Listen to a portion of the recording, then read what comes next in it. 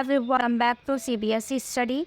आज की इस वीडियो में हम डिस्कस करेंगे क्लास 12 की हिस्ट्री का चैप्टर 2 राजा किसानों नगर, जिसका ये पार्ट 3 होने वाला है। ये आज आपका लास्ट पार्ट है। इससे पहले मैं आपके 2 पार्ट करा चुकी हूँ, जिसमें हमने मगध के बारे में जाना, अशोक के बारे में जाना, धम्म के बारे में जाना और धम्म का प्रचार कैसे हो उसके बारे में हम डिटेल से जान चुके हैं।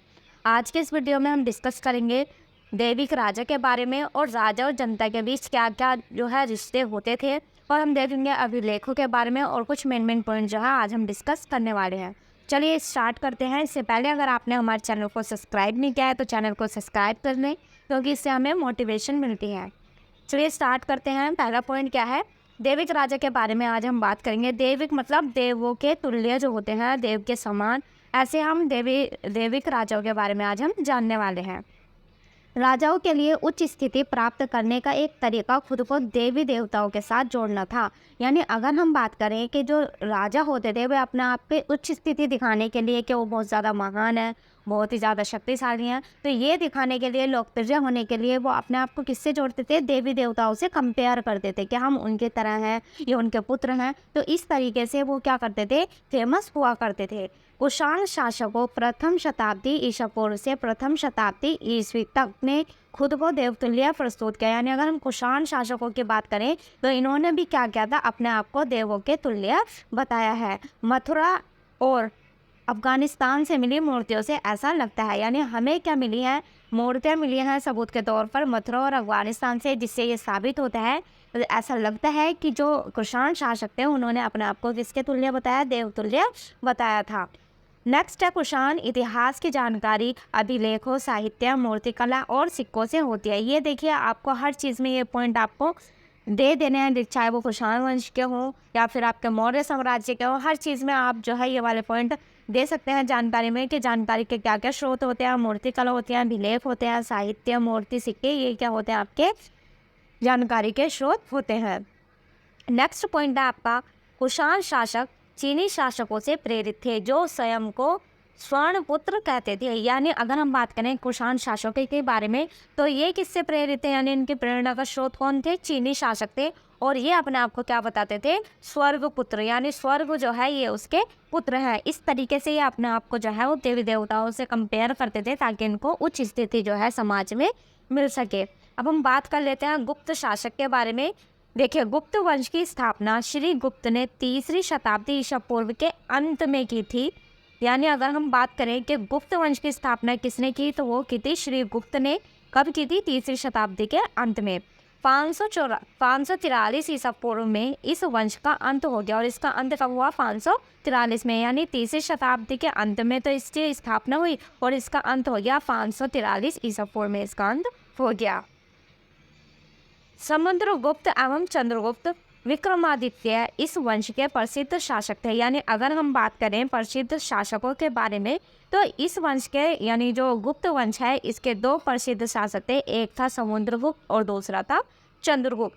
अब हम बात कर लेते हैं गुप्त वंश के बारे में। हमें साहित्य, सिक्कों, इन अभिलेखों से जानकारी मिलती है, जो मैंने अभी आपको पहले ही डिस्कस कर दिया। इसके अलावा और जानकारी के स्रोत क्या है कि कवियों द्वारा क्या हुआ था कि राजा की प्रशंसा में कुछ प्रशस्तियाँ लिखी गई थी। इनसे भी हमें इस वंश के बारे में जानकारी मिलती है। एक बहुत ज़्यादा फेमस जो प्रशस्ति है वो है प्रयाग प्रशस्ति, यानी प्रयागराज। इसकी रचना हरिशेन, जो कि समुद्रगुप्त के राजकवि थे, इन्होंने संस्कृत भाषा में की थी। हरिशेन ने क्या की थी? प्रयाग प्रशस्ति की रचना की थी। समुद्रगुप्त के राजकवि थे ये, और इन्होंने किस भाषा में इसकी रचना की? संस्कृत भाषा में। यह आप याद रख लेना, 1 मार्क में पूछ लिया जाता है। यह हमारा है गुप्त साम्राज्य द्वारा चलाए गए, देखिए ये सिक्के, ये भी जानकारी हमें देखने को मिलती है। उसके बारे में अब हम जान लेते हैं जनता और राजा के बीच क्या संबंध थे। जनता और राजा के बीच किस किस प्रकार के संबंध रहे होंगे, तो देख लिए। फर्स्ट पॉइंट है आपका कि जनता राजा के बारे में क्या सोचती थी, इसके बारे में ज़्यादा नहीं लिखा गया है, क्योंकि आम आदमी के बारे में इतिहासकार नहीं लिखते थे।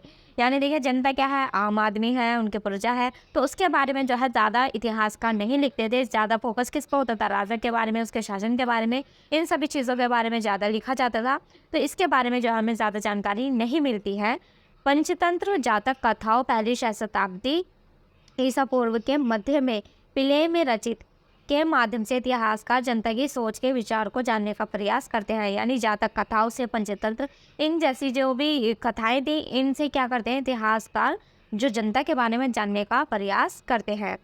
ज़्यादातर जो कहानियाँ होती थी वो मौखिक होती थी, यानी जो बातें बनाई वो मुंह से बताई जाती हैं और फिर वो आगे चल के बताई जाती थी एक दूसरे को, तो इस तरीके से होती थी, कोई लिखित नहीं होती थी। अगर हम गणतिंदु की बात करें, अगर हम गणतिंदु जातक कथा के बारे में जानें तो इससे हमें जनता से दुखी थी, यानी इससे हमें पता चलता है कि जो जनता थी वो किससे दुखी थी, राजा से दुखी थी। यानी उसका शासन जो है राजा का शासन जो है वो जनता को अच्छा नहीं लगता था, क्योंकि राजा क्या करता था, ऑब्वियसली क्या प्रॉब्लम होगी उन्हें, टैक्स की प्रॉब्लम हुई होगी कि जो राजा है वो ज़्यादा कर लिया करता था। तो इस वजह से अब क्या होता है, देखो कर देने से बचने के लिए जनता क्या करती थी, जंगलों में भाग जाती थी, यानी वो अपना घर बार छोड़कर जंगलों में पलायन कर जाते थे। इससे हमें लगता है कि जनता और राजा के जो संबंध हैं वो कैसे रहे होंगे, तनावपूर्ण रहे होंगे। और राजा का जो राजकोष के लिए कर मांगता था और जनता कर देने के लिए जंगलों में भाग जाते, ताकि उन्हें कर ना देना पड़े, इसलिए वो कहाँ चली जाती थी, जंगलों में भाग जाती थी। अब हम जानेंगे उपज बढ़ाने के क्या क्या तरीके थे, यानी इस साम्राज्य में किस तरीके से उपज जो है वो बढ़ाई जाती थी, क्या क्या तरीके इसमें यूज़ किए गए। देखिए, पहला है हल का प्रयोग किया गया। हल के प्रयोग करने से जो है उपज बढ़ती थी। लोहे के फाल लगने से उपज बढ़ी। अब क्या है, पहले लकड़ी का होता था, फिर इसमें जो है वो लोहे का फाल लगा दिया गया, जिससे क्या है उपज में बढ़ोतरी हुई। 6ठी शताब्दी ईसा पूर्व से ही गंगा और कावेरी नदियों की घाटियों के उर्वरक कछारी क्षेत्रों में जहां भारी वर्षा होती थी वह लोहे के फाल से खेती की जाती थी। यानी कि अगर हम बात करें गंगा और कावेरी नदियों के पास का जो इलाका होता है, जो क्षेत्र है जहां पर ज़्यादा वर्षा होती थी, वहां पे कैसे फाल का यूज़ किया गया, लोहे के फाल का यूज़ किया जाता था ताकि अच्छी खेती की जा सके। उसके बाद है पूर्वोत्तर और मध्य पर्वतीय इलाकों में कुदाल से भी खेती की जाती थी, जो हल से ज़्यादा उपयुक्त थी। यानी कुदाल क्या होता है, कुदाल आपने देखा होगा इसी प्रकार का कुछ होता है, थोड़ा सा ये जो है इसी प्रकार का होता है कुदाल भी, तो इस तरह का होता था, वो भी वो लोहे का होता था, जिससे जो है अच्छी फसल होती थी। अब हम बात कर लेते हैं पंजाब और राजस्थान जैसे अर्धशुष्क ज़मीनों की। तो ऐसे इलाकों में क्या होता था, 20वीं सदी में लोहे के हल जो है वो शुरू किए गए। कुओं, तालाबों, नहरों द्वारा क्या की जाती थी, सिंचाई की जाती थी, और जिनका निर्माण किसने किया था, राजा और अमीर लोग किया करते थे। अब हम बात कर लेते हैं ग्रामीण समाज के बारे में कि उस समय का ग्रामीण समाज कैसे कि था, क्या क्या प्रॉब्लम उन्हें देखने को मिलती थी, क्या सभी को लाभ होता था या नहीं होता था। देखिए, ग्रामीण समाज के बारे में जान लेते हैं। तो उपज बढ़ाने का लाभ सबको नहीं मिलता था। अब देखिए, अभी हमने पढ़ा कि लोहे के कारण क्या होती थी, उपज बढ़ती थी, तो फिर क्यों सबको ये जो लाभ है वो देखने को नहीं मिलता था। तो इसका रीज़न ये था कि ऐसे किसान थे जिनके पास अपनी भूमि नहीं थी, यानी जो किराए पर काम करते थे। जैसे होता है ना कि किसी ने बटाई पर या पट्टे पर क्या दे दी, ज़मीन दे दी, और उस पर क्या है छोटे जो किसान होते थे भूमिहीन, जिनके पास भूमि नहीं होती थी, वो वहाँ पर खेती करते थे, जिसके बदले में उन्हें या तो पैसे दिए जाते थे या फिर जो अनाज है वो दिया जाता था। और इसका लाभ किसको होता था, ज़मींदार को होता था। ज़मींदार बड़े बड़े होते थे जिनके पास काफ़ी ज़्यादा ज़मीन होती थी, और जो उन्हें छोटे किसानों को, भूमिहीन किसानों को दे दिया करते थे।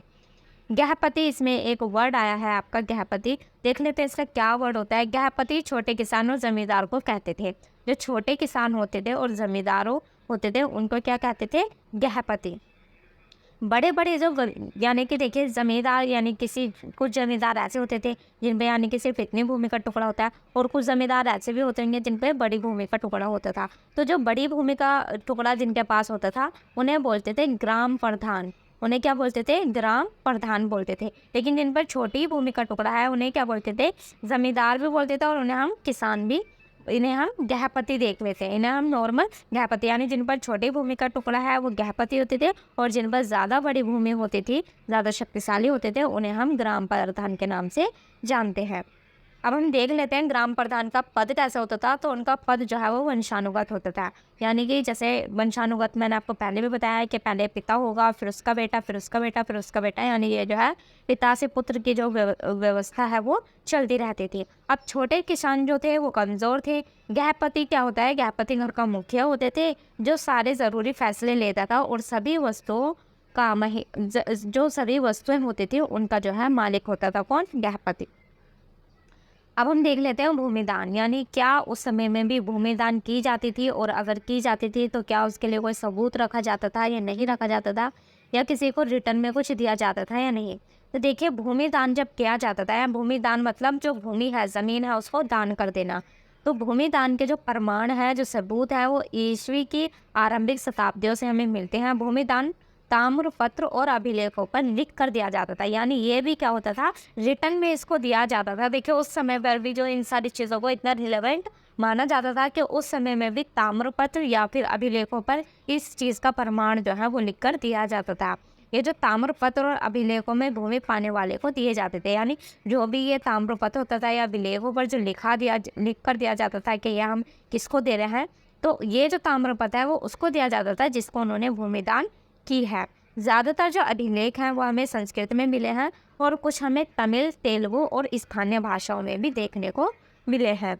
भूमि दान जो है वो आमतौर पर किसको दिया जाता था, ब्राह्मणों को और धार्मिक संस्थाओं जैसे कि मंदिरों में, मठों में जो है वो दिए जाते थे। भूमि दान का जो उपरांत राजा का स्वामित्व उस भूमि से समाप्त हो जाता था, यानी अगर किसी राजा ने कोई भूमि किसी ब्राह्मण को मंदिर या मठ में दान कर दी, उसके बाद उस भूमि पर राजा का कोई भी स्वामित्व या कोई भी अधिकार नहीं रहता है और समस्त कर भूमि पाने वाले को मिलते थे। गांवों के समस्त व्यक्तियों को उस व्यक्ति के आज्ञाओं का पालन करना पड़ता था, यानी जितना भी कर होता था उस भूमि से रिलेटेड, जितना भी टैक्स था वो किसको मिलता था, उसी को मिलता था जिसको भूमि दी जाती थी, और जितने भी गांव वाले हैं उस व्यक्ति के आज्ञा का जो है वो पालन करते थे। कुछ इतिहासकार मानते हैं कि भूमि दान एक राजा के कमजोर शासन को दर्शाता है, यानी कि राजा इतना पावरफुल नहीं होगा कि उससे सारी जो ज़मीनें हैं उस पर वो अपना शासन कर सके, तो इसलिए वो जगह जो है थोड़ी थोड़ी भूमि जो है वो दान में दे दिया करता था। तो ये क्या है, इसके कमज़ोर शासन को भी दर्शाता है। नेक्स्ट है, कुछ इतिहासकार मानते हैं कि भूमि दान द्वारा राजा नए इलाकों में खेती का प्रोत्साहन जो है वो करता होगा, यानी सभी का अलग अलग मानना है। कुछ का मानना है कि कमजोर शासन का प्रतीक है और कुछ का मानना है कि भूमि दान जो राजा देता है वो नए इलाकों में जो है खेती को ज़्यादा प्रोत्साहन देता होगा, इसलिए उसने भूमि दान की होगी। आमतौर पर सिर्फ पुरुष ही भूमि दान करते थे, परंतु चंद्रगुप्त द्वितीय की पुत्री प्रभा देवी के भूमि दान देने का उल्लेख मिला है, यानी ऐसा माना जाता था कि आमतौर पर जो भूमि दान करते हैं वो सिर्फ किसका अधिकार था, पुरुषों का अधिकार था। लेकिन अगर हम चंद्रगुप्त द्वितीय के पुत्री की बात करें, प्रभा देवी, तो इन्होंने भी क्या किया था, भूमि दान किया था। तो शास्त्रों के अनुसार महिलाओं को भूमि पर अधिकार हासिल नहीं थे। अगर हम शास्त्रों के अकॉर्डिंग देखें तो महिलाओं का कोई भी जो है अधिकार नहीं था भूमि दान पर, परंतु इस उदाहरण में ऐसा नहीं हो सकता है। यानी अगर हम ये उदाहरण देखें चंद्रगुप्त द्वितीय की पुत्री का, तो इसमें ऐसा कुछ नहीं है। हो सकता है कि रानी होने के कारण उन्होंने ये अधिकार हासिल हो, यानी क्या पता कि वो रानी थी, इस वजह से उन्होंने जो है वो भूमि दान की हो।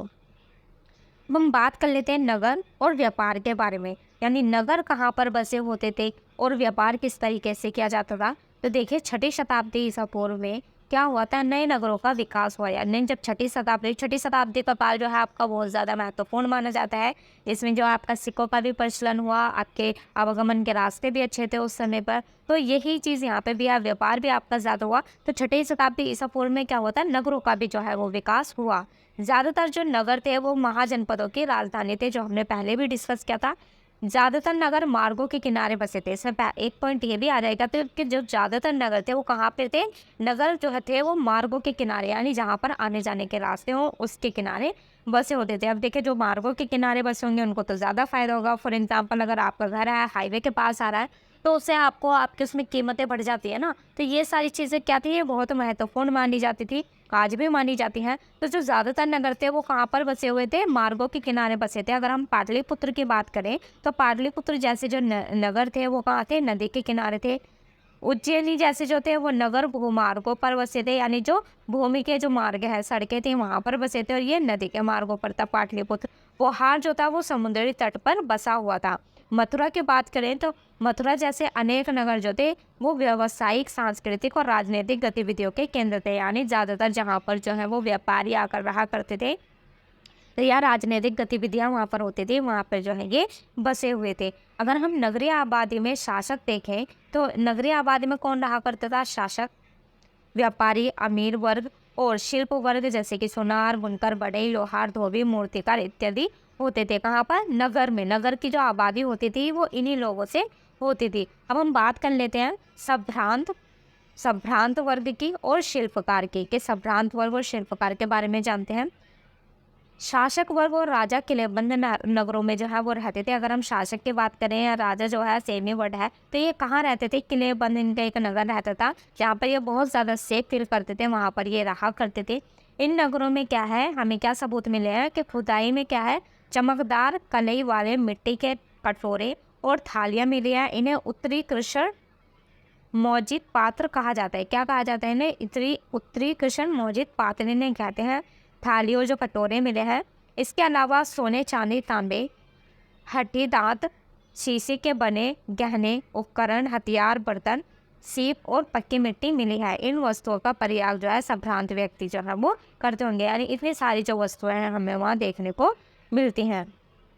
इन नगरों में धोबी, बुनकर, लिपिक, बढ़ई, कुम्हार, स्वर्णकार, लोहकार, अधिकारी, धार्मिक गुरु, तो उत्पादकों या व्यापारियों के समूह को ही हम क्या बोलते हैं? श्रेणी। यानी इसको देखिए सिंपल में समझे, मान लो यहाँ पे कुछ आदमी हैं, कुछ पुरुष हैं जो मिलके क्या करते हैं? काम करते हैं, व्यापार करते हैं। अब इनका एक पूरा ग्रुप हो गया, तो इसको क्या कहा जाएगा? श्रेणी कहा जाएगा। अब ये काम देखिए किस प्रकार से करते थे। ये जो श्रेणियाँ थी, ये कच्चे माल को खरीदती थी और फिर उसका सामान तैयार करके बाजार में बेचती थी। जो नॉर्मल आज के समय में भी आपने देखा होगा, ये क्या करते थे? कच्चा माल खरीद के लाते थे, फिर उसको प्रिपेयर करते थे और फिर बाजार में ले जाकर बेचा करते थे। इसी को ही हम श्रेणी कहते हैं। संभवतः शिल्पकार अमीर लोगों की बढ़ती मांग को पूरा करने के लिए लोहे के उपकरणों का प्रयोग भी करते थे। यानी अगर हम शिल्पकार की बात करें तो शिल्पकार क्या करते थे? जो अमीर लोग हैं उनकी क्या मांग बढ़ रही थी कि लोहे के उपकरण बनाए जाए, तो वो जो है लोहे का उपकरण का जो प्रयोग है वो क्या करते थे।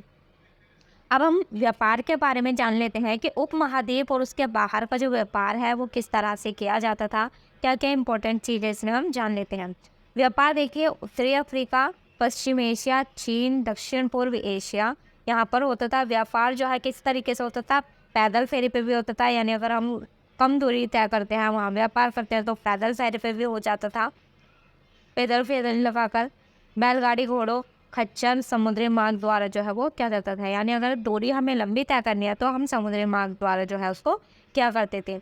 शासक व्यापारी मार्गों पर नियंत्रण करके व्यापारी को सुरक्षा प्रदान करते थे, बदले में इनसे कर वसूलते थे। ये मैंने आपको पॉइंट पहले भी बताया था कि शासक क्या करते थे, मान लीजिए उनके क्षेत्र में अगर कोई आया है व्यापारी दूर से और वो यहाँ पर आकर विश्राम करना चाहता है, रुकना चाहता है, थोड़ा रेस्ट करेगा, तो इसके बदले में क्या है, यहाँ पे आकर वो रेस्ट तो कर सकता है। इसमें सभी जो सुविधाएं हैं वो दी जाती थी इनको, किसके थ्रू? राजा के थ्रू इनको सभी सुविधा दी जाती थी। बदले में जो ये व्यापारी होता था ये क्या करता था? राजा को क्या दिया करता था? टैक्स दिया करता था। जैसे लाइक आज हम देते हैं ना कि रेंट पे हम कमरा लेते हैं तो हमें सारी सुविधा, होटल में जैसे रेंट पे हमने लिया तो वहाँ पे हमें सब सुविधा मिलती है, खाना पीना सब कुछ मिलता है, लेकिन उसके बदले में हमें क्या देना पड़ता है? रेंट देना पड़ता है। उसी प्रकार जो वहाँ पे राजा होता था वो व्यापारियों के लिए सभी चीज़ों का बंदोबस्त करता था और बदले में क्या दिया करता था? उनसे टैक्स कलेक्ट किया करता था। नमक, अनाज, कपड़ा, धातु और उससे निर्मित वस्तुएं, पत्थर, लकड़ी, जड़ी बूटी का व्यापार होता था। व्यापार देखिए किन किन चीज़ों का होता था? नमक का, अनाज का, कपड़े का, धातुओं का, वस्तुओं का, पत्थरों का। हर जो वस्तुएं होती हैं, हमारे पत्थर होते हैं, लकड़ी, जड़ी बूटियाँ, हर चीज़ का जो है वो व्यापार हमें देखने को मिलता है। रोमन साम्राज्य में काली मिर्च जैसे मसाले, कपड़ों एवं जड़ी बूटियों की भारी मांग थी, जो वहाँ तक अरब सागर के रास्ते भूमध्य क्षेत्र तक पहुँचे जाते थे। यानी कि सबसे ज़्यादा अगर हम बात करें जड़ी बूटियों की और कपड़े मसालों की, तो सबसे ज़्यादा डिमांड कहाँ थी? रोमन साम्राज्य में, जो अरब सागर के ज़रिए वहाँ पर ले जाए जाते थे। अब हम बात कर लेते हैं तमिल भाषा में एक मतस्थुवन और प्राकृत भाषा में सेठी के नाम से प्रसिद्ध सफल व्यापारी बड़े धनी होते थे। यानी कि अगर हम तमिल भाषा में बात करें तो उसमें एक व्यापारी थे मतस्थुवन और प्राकृत भाषा में एक थे सेठी। ये बहुत ज़्यादा सफल और धनी व्यापारी थे। अब हम सिक्के और राजा के बारे में जान लेते हैं। ये सिक्के क्या होते हैं, राजा उन पर क्या लिखवाते थे, किस तरीके से चलाते थे, अब देख लीजिए। व्यापार के लिए सिक्कों का प्रचलन के विनिमय की सुविधा है। यानी अगर हम बात करें व्यापार में तो पहले क्या होता था? वस्तु विनिमय प्रणाली होती थी। यानी कि आप अनाज के बदले जो है अनाज दे दो, या कपड़े के बदले कुछ भी, मतलब आपके अदला बदली से जो है वो वस्तु विनिमय प्रणाली थी। लेकिन जब से सिक्कों का प्रचलन हुआ तो उससे क्या है, व्यापार में बहुत ज़्यादा सुविधा होने लगी। यानी आप सिक्के लो और जो सामान आपको खरीदना है वो खरीद लो। चांदी, तांबे के आहत सिक्के प्रयोग में लाए गए। यानी किस किस तरह के जो सिक्के हैं वो लाए गए? चांदी के, तांबे के, आहत, ऐसे जो सिक्के हैं वो प्रयोग में लाए गए। ये सिक्के खुदाई में भी मिले हैं। यानी पुरातात्विदों को ये सिक्के जो है वो खुदाई में भी मिले हैं। आहत सिक्कों पर प्रतीक चिन्ह भी थे, यानी राजा क्या होते थे, कुछ जो राजा उसको चलवाया करते थे, प्रचलन में लाया करते थे, उन पर क्या करते थे, जिस राजा द्वारा वो चलाए गए हैं और वो अपना एक प्रतीक चिन्ह जो है वो उस पर बनवा दिया करते थे। सिक्के राजाओं ने जारी किए थे, ये पॉइंट आपको पता ही होगा कि सिक्के कौन जारी करता था, राजा करता था, जनता तो करेगी नहीं। शासक जो थे वो कई चित्र तथा नाम के सिक्के सबसे पहले यूनानी शासकों ने जारी किए। यानी अगर हम बात करें कि अगर हम शासकों की बात करें कि किसने सबसे पहले जो है सिक्के जारी किए, तो यूनानी शासक ऐसे शासक थे जिन्होंने सबसे पहले क्या है सिक्के जारी किए। सोने के सिक्के सबसे पहले कौन से ने किए, कुषाण शासकों ने जारी किए। यानी सबसे पहले सिक्के किसने जारी किए, यूनानी शासक ने। लेकिन अगर हम सोने के सिक्के की बात करें तो वहाँ पर आएगा कुषाण शासक, यानी कुषाण शासकों ने ही सबसे पहले सोने के सिक्के जो है वो जारी किए। मूल्यवान वस्तुओं के विनिमय में स्वर्ण सिक्कों का प्रयोग होता था, यानी कि जो सबसे ज़्यादा महंगी चीज़ें होती थी, बहुत ज़्यादा कीमती चीज़ें जो होती थी, उनको खरीदने में किसके यूज़ किया जाता था, सोने के सिक्कों का यूज़ किया जाता था। दक्षिण भारत में काफ़ी रोमन सोने के सिक्के मिले हैं जो उनके व्यापारिक संबंधों को दर्शाते हैं। अगर हम दक्षिण भारत की बात करें, यानी ये वाला जो भारत का इलाका होता है दक्षिण में, यानी दक्षिण वाला जो इलाका है, यहाँ पे हमें सबसे ज़्यादा क्या मिले हैं, सोने के सिक्के मिले हैं। तो इससे हमें पता चलता है, रोमन सोने के सिक्के मिले हैं, तो इससे हमें व्यापारिक संबंधों का पता चलता है, यानी वो व्यापार के जरिए ही रोमन से यहाँ पर आए होंगे। सबसे बढ़िया जो सोने के सिक्के हैं वो गुप्त शासकों ने जारी किए। सबसे पहले किसने चलाए, यूनानी शासक ने। अगर हम सोने के सिक्के की बात करें तो कुषाण शासकों ने चलाए, और सबसे अच्छे जो सोने के सिक्के चलाए वो किसने चलाए, गुप्त शासकों ने जारी किए। पंजाब और हरियाणा में योद्धे जैसे कबायली गणराज्यों ने भी सिक्के जारी किए थे जो उनके व्यापार में रुचि को दर्शाते हैं। यानी व्यापार के लिए जो कबायली गणराज्य हैं उन्होंने भी जो उनके राजा थे उन्होंने सिक्के जारी किए। अब हम बात कर लेते हैं छठी शताब्दी के बाद के सिक्कों के बारे में। ये छठी शताब्दी से पहले के सिक्के थे, अब हम इसके बाद के सिक्कों के बारे में जान लेते हैं। सोने के सिक्के मिलने कम हो गए, यानी अब क्या हुआ कि धीरे धीरे जो है, पहले जो है सिक्कों का प्रचलन में लाए गए, एक से एक जो है सिक्के वो बनाए जा रहे थे, सोने के सिक्के स्टार्ट होने लगे।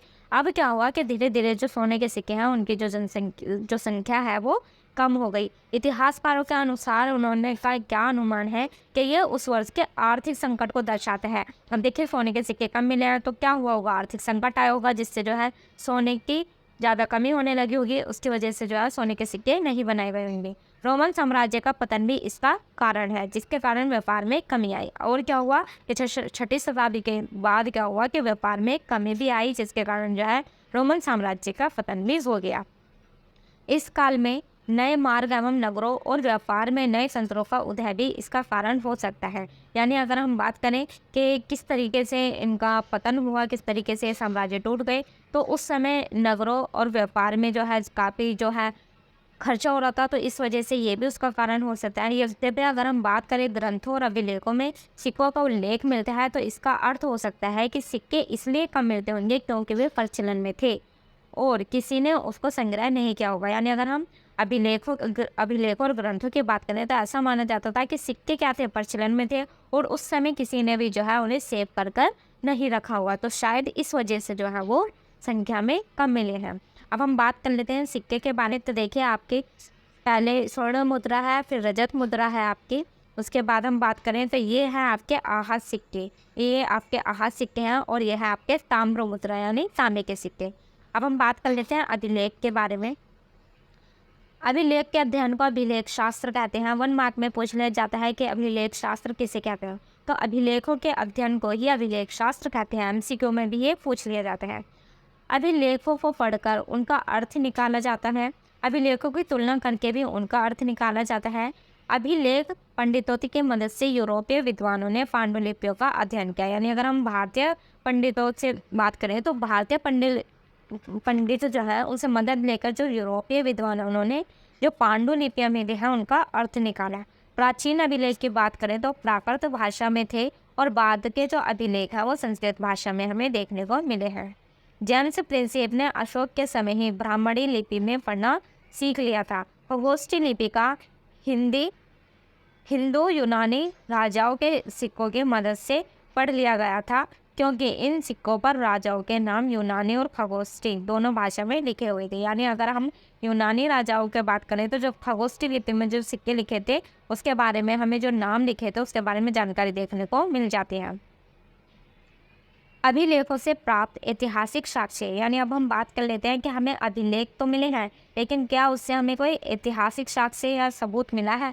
तो अब देख लीजिए क्या क्या मिलता है। इतिहासकारों ने अभिलेखों के अध्ययन से इतिहास लिखा, यानी अगर हम बात करें इतिहास तो उन्होंने किससे लिखा, अभिलेखों को पढ़कर ही लिखा। अशोक के अभिलेख देवनाप्य अर्थात देवताओं का फिजियर माना जाता है। अशोक का जो अभिलेख है उसमें हमें उन्हें देवनाप्य लिखा हुआ मिला है, जिसका मतलब होता है देवताओं का फिजियर।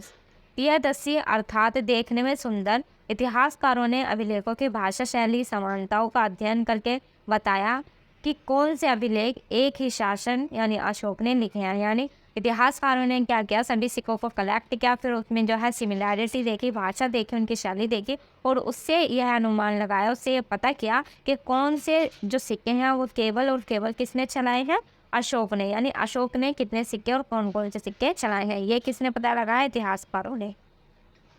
अशोक के अभिलेखों में हमें कलिंग युद्ध के पश्चात उसकी वेदना का पता चलता है, जिसके बाद उन्होंने कौन सा धर्म अपना लिया था, बौद्ध धर्म अपना लिया था।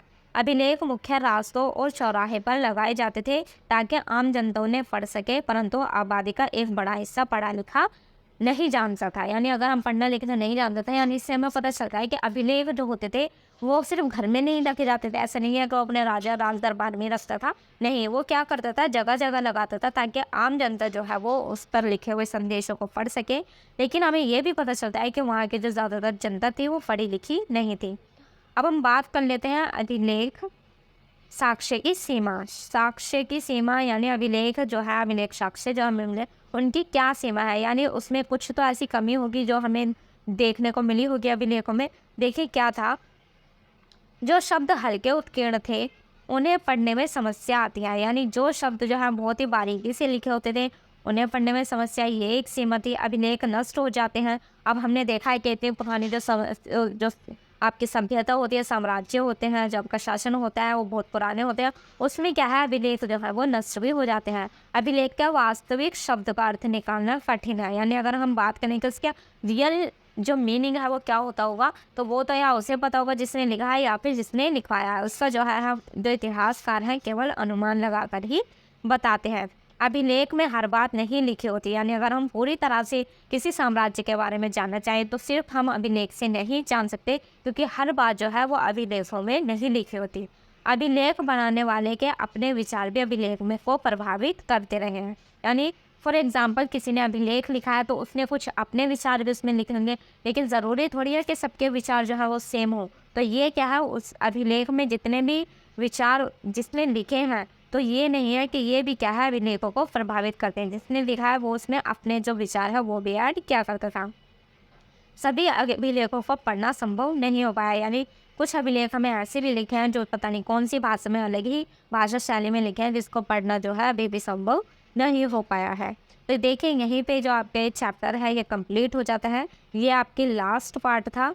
तो अगर आपको हमारी वीडियो पसंद आई हो तो वीडियो को लाइक करें और चैनल को सब्सक्राइब करें। Thanks for watching.